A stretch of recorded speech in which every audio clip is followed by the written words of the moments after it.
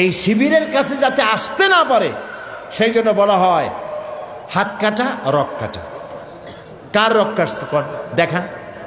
আমি তো চ্যালেঞ্জ করেছি, শিবির কার ছেলের কোন বিশ্ববিদ্যালয় কোথায় কার রক কেটেছে যদি প্রমাণ করতে পারো, শিবিরের পক্ষে একটি কথাও আমি বলবো না। কাজী বাজে কথা বলে কোনো লাভ নাই।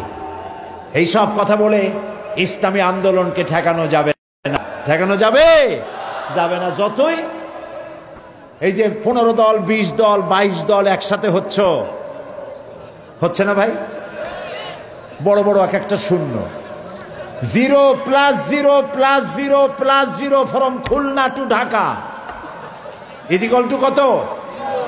একটা বিগ জিরো।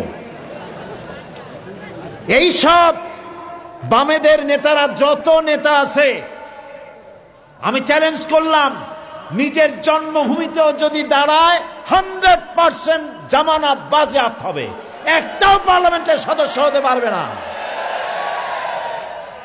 কাজী এগুলি নিয়ে দল করিয়া, বড় বড় দল দেখাইয়া ইসলামের বিরুদ্ধে কথা বলিয়া কোনো পার পাওয়া যাবে না ইনশাআল্লাহ। বলেন ইনশাআল্লাহ।